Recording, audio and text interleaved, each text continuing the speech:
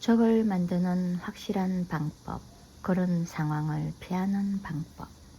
시어도어 루즈벨트는 대통령으로 재임 시 자기 생각 중에 75%가 옳은 생각이라면 그것은 자신이 바라는 최고의 기대치라고 고백했다.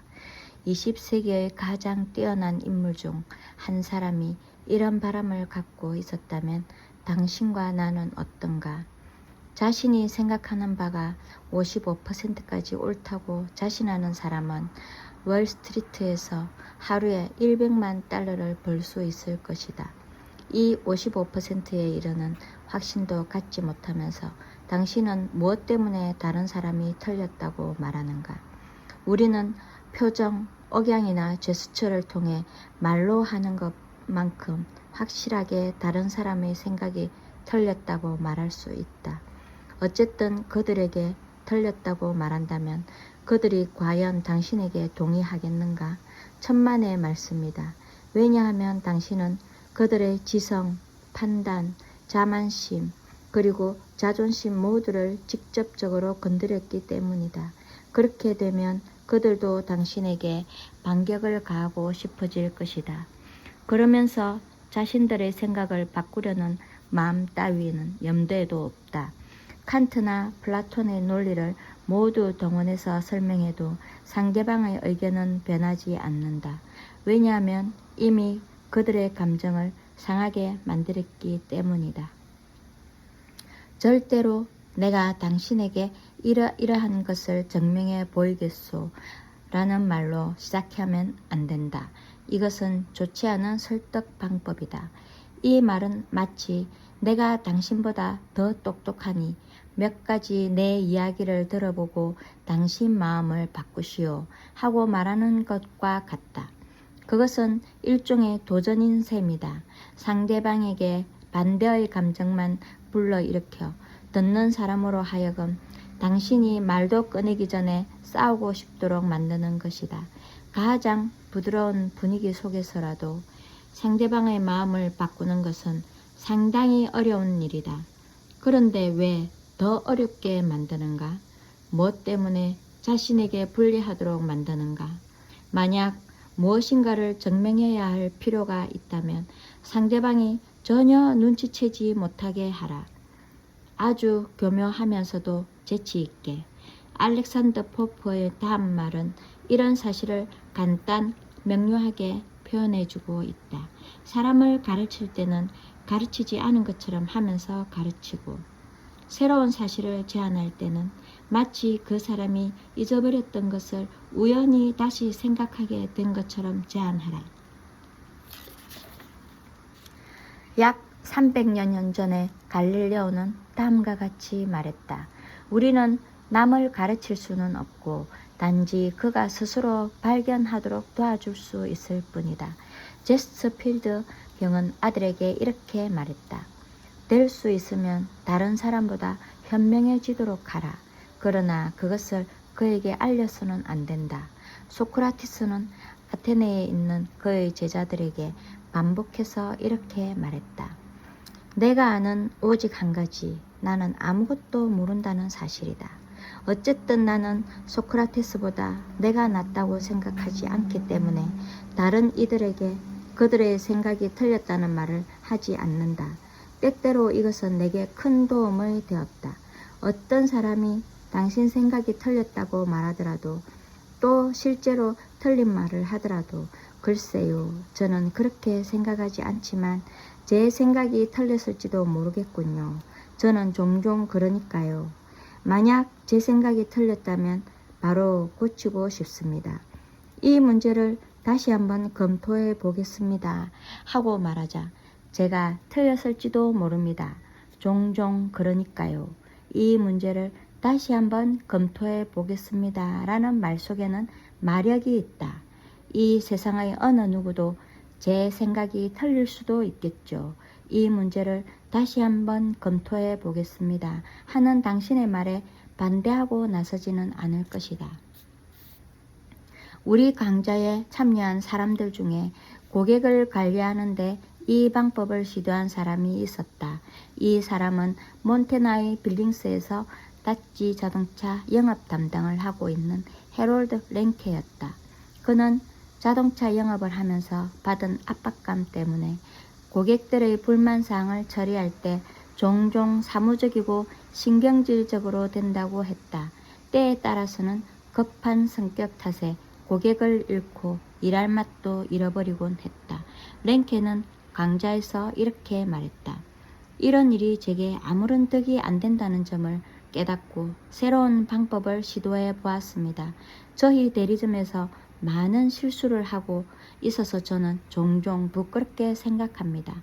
저희가 선생님께 실수를 범한 것 같은데 그걸 말씀해 주시겠습니까? 이런 방법을 쓰면 고객의 마음이 꽤 진정되고 이렇게 일단 감정이 누그러지게 되면 문제 해결에 관해 보다 분별 있게 행동할 수 있게 되는 법입니다. 실제로 몇몇 고객은 저에게 이해심을 갖고 고맙다는 인사를 한 적도 있습니다. 그들 중 2사람은 친구에게 새 차를 구입하도록 권유하여 데려온 적도 있습니다.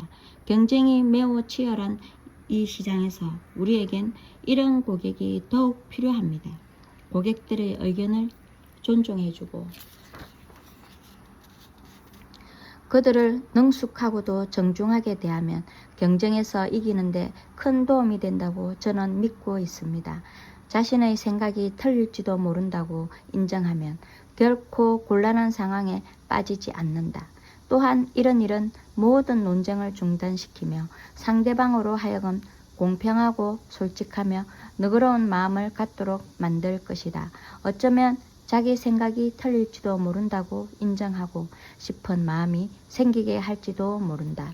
상대방의 생각이 틀렸다는 것을 확실하게 알고 있다 하더라도 그에게 무뚝뚝한 태도로 말해보았자 무슨 소용이 있겠는가? 예를 들어 보기로 하자. 뉴욕에 사는 젊은 변호사 S씨는 언젠가 연방 대법원에서 중요한 사건을 두고 논쟁을 벌인 적이 있었다. 이 사건에는 상당한 액수에 달하는 돈과 중요한 법률 문제가 걸려 있었다. 논쟁을 하던 중 대법원 판사 한 사람이 그에게 회사법의 법정 기한이 6년이지 않소 하고 물었다. S씨는 가만히 서서 잠시 그 판사를 노려보다가 퉁명스러운 말투로 판사님, 회사법에는 법정 기한이라는 것이 없습니다 하고 말했다. 갑자기 법정안이 조용해졌습니다 하고 그는 우리 강좌에 나와서 자기 경험담을 들려주었다. 차가운 공기가 온 법정을 감쌌습니다. 제 말이 옳고 그 판사의 말이 틀렸습니다. 그래서 그렇게 말했던 거였죠. 그랬더니 그 판사의 태도가 부드러워졌냐고요? 그렇지 않더군요. 저는 지금도 그 당시의 법에 대한 제 견해가 옳았다고 믿습니다. 그 어느 때보다 변론도 더 잘했다고 생각합니다. 그럼에도 불구하고 저는 그 판사를 설득시키지 못했습니다. 저는 대단히 학식 있고 저명한 판사에게 그의 말이 틀렸다고 말하는 실수를 저질렀던 것입니다. 논리적인 사람은 거의 없다. 우리들 대부분은 편견을 갖고 있거나 생각이 한쪽으로 치우쳐 있게 마련이다. 그리고 질투, 선입관, 부러움, 의심, 두려움과 자만심 등으로 우리의 판단은 대부분 흐려져 있다. 아울러 대부분의 시민들은 자기들이 믿고 있는 종교나 머리 모양 또는 공산주의나 좋아하는 영화 배우에 대해서 갖고 있는 생각을 바꾸고 싶어 하지 않는다. 그러므로 사람들에게 그들의 생각이 틀린 것이라고 말하고 싶으면 매일 아침마다 식사하기 전에 다음에 소개하는 글을 읽어주기 바란다. 이 글은 제임스 하비 로빈슨 교수의 명저 정신의 발달 과정의 한 구절이다. 우리는 아무런 저항감이나 별다른 감정 없이 생각을 바꾸는 경우가 자주 있다. 그러나 만일 누군가 우리 생각이 잘못되었다고 지적하기라도 하면 붕괴하며 고집을 부린다. 우리는 믿음을 형성하는 데 있어서는 놀라울 만큼 경솔하지만 누군가가 우리의 믿음을 빼앗아 가려고 할 때에는 그 믿음에 쓸데없이 집착하게 된다. 우리에게 소중한 것은 그 생각 자체가 아니라 다른 사람들로부터 도전받는 우리의 자존심인 것이다. 나이라는 말은 한 개인의 삶에 있어서 가장 중요한 말이며 따라서 이를 잘 생각해 보는 것이야말로 지혜로움의 시작이다. 이것은 나의 저녁 식사, 나의 개, 나의 집, 나의 아버지, 나의 조국, 나의 하느님 등에서 보듯이 똑같은 힘을 가지고 있다. 우리는 자기 것이라면 시계든 자동차든 혹은 천문, 지리, 역사, 의학, 지식이든 그것을 헐뜯기만 하면 여하튼 불같이 화를 낸다. 우리는 진실이라고 습관적으로 생각해온 것들을 언제까지나 믿고 싶어 한다. 그 신념을 뒤흔들려는 것이 나타나면 붕괴한다. 그리고 모든 구실을 붙여서라도 그 믿음을 지키려고 한다. 결국 대부분의 논쟁은 우리가 이미 믿고 있는 것들을 옹호하기 위하여 그 논거를 찾으려는 노력인 것이다. 저명한 심리학자인 칼 로저스는 인간이 되는 길이란 저서에서 이렇게 썼다. 나는 나 자신이 다른 사람을 이해하도록 허락하는 것이 매우 귀중한 가치가 있다는 것을 발견했다. 이런 식으로 말을 하면 당신은 이상하게 여길지도 모른다. 다른 사람을 이해하기 위해서 자신을 허락하는 일이 과연 필요할까? 나는 그렇다고 생각한다. 우리는 다른 사람들이 하는 말을 듣고 나서 제일 먼저 취하는 반응은 그것을 이해하려고 하지 않고 그 대신 평가나 혹은 판단을 내리려고 하는 것이다. 누군가 자기의 기분이나 태도 혹은 신념을 나타낼 때 우리는 대개 즉시 옳다, 어리석다, 비정상적이야, 이치에 맞지 않아, 틀렸어, 좋지 않군 하고 생각하려는 경향이 있다. 그런 말이 상대방에게 어떤 의미를 갖는지 이해하려 들지 않는다. 언젠가 나는 집에 커튼을 달기 위해 실내 장식가를 부른 적이 있다. 청구서를 받아보고 나는 놀라움을 금치 못했다. 며칠 후 친구가 우리 집에 와서 그 커튼을 보았다. 가격을 말해주자 그녀는 의기양양한 목소리로 소리쳤다. 뭐라고? 너무 비싸. 바가지 썼네. 실제로 그녀의 말대로였다. 하지만 자기의 어리석음을 폭로하는 말을 듣기 좋아할 사람은 거의 없다. 나도 사람이기 때문에 나 자신을 방어하려고 애를 썼다. 나는 싼 게 비지떡이고 싸구려 가격을 주고는 품질과 예술적 감각을 살릴 수 없다는 등 이런저런 소리를 늘어놓았다. 그 다음날 다른 친구가 우리 집에 와서 그 커튼을 보고는 흥분하면서 찬사를 늘어놓는 것이었다. 그러더니 자기도 집에 그런 물건을 들여놓으면 무척 좋겠다는 말을 했다. 이때 내가 보인 반응은 전날과는 전혀 달랐다. 사실은 말이야. 나도 이것을 살 만한 돈은 없어. 아무래도 너무 비싸. 사지 말아야 할 것을 산 것 같아. 자신의 생각이 잘못되었을 때 스스로 이것을 인정할 수 있다. 그리고 만일 우리가 부드럽고 재치 있는 태도를 취한다면 다른 사람에게도 자기의 잘못을 인정할 수 있으며 심지어는 솔직하고 너그러운 자신을 자랑스럽게 여길 수도 있다. 그러나 누군가 우리에게 불쾌한 사실을 드러내고 공격하려 한다면 우리는 그렇게 할 수 없다. 남북전쟁 당시 미국에서 가장 유명한 편집자였던 호레이스 그릴리는 링컨의 정책에 격렬하게 반대했다. 그는 링컨에게 따지고 조롱하고 비난을 퍼부으면 링컨의 생각이 달라질 것이라고 믿었다. 그릴리는 하루가 멀다 하고 심하게 비난했다. 실제로 그는 링컨이 부스에게 저격당하던 그날 밤에도 링컨 대통령에 대해 야만적이고도 혹독하며 빈정대는 듯한 공격 기사를 썼다. 그러나 이런 혹독한 일을 당한다고 해서 링컨 대통령이 달라졌던가? 천만의 말씀이다.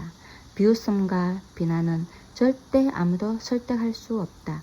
만일 자기 자신과 사람들을 잘 다루는 방법과 인격을 둬야 하는 훌륭한 비결을 알고 싶으면 그 어떤 글보다도 매혹적인 삶의 이야기로 가득 찬 미국 문학의 고전으로 손꼽히는 벤자민 프랭클린의 자서전을 읽어보라.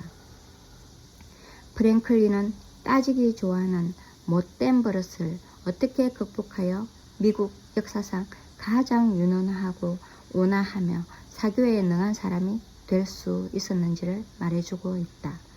벤자민 프랭클린이 실수를 잘 저지르던 청년 시절의 어느 날 퀘이크 교도인 옛 친구가 그를 찾아와 호되게 비난하는 다음과 같은 말을 퍼부었다. 벤자민, 자넨 틀렸어. 자네의 생각과 의견은 다른 사람들에게 모욕을 준단 말이야. 너무 공격적으로 말을 해. 좋아하는 사람이 아무도 없어.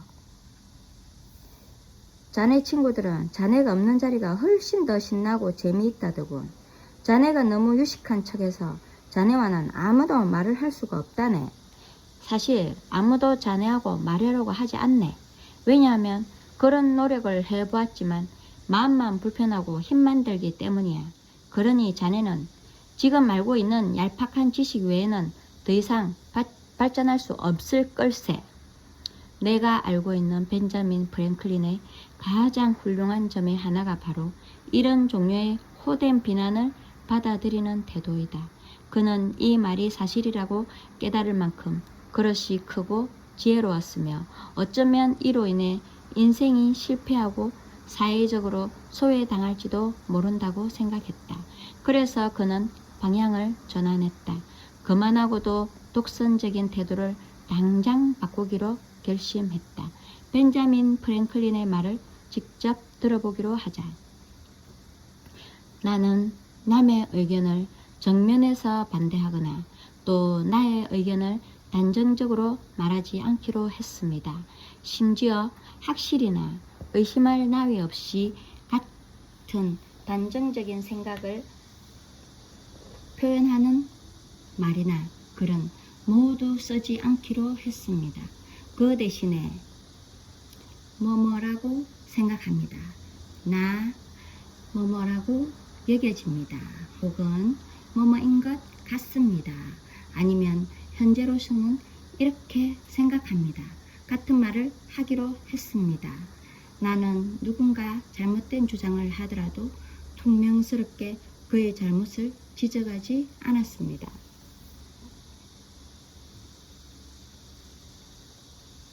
그리고 그의 제안이 엉터리라는 것을 그 자리에서 당장 밝히는 일도 삼갔습니다. 그 대신 나는 그의 생각이 어떤 경우에는 옳을지도 모르지만 현재 내 생각과는 조금 다르다고 대답했습니다. 얼마 지나지 않아 나는 이 같은 태도의 변화가 많은 이익을 준다는 것을 알았습니다. 예를 들면 사람과의 대화가 더욱 즐겁게 되었습니다.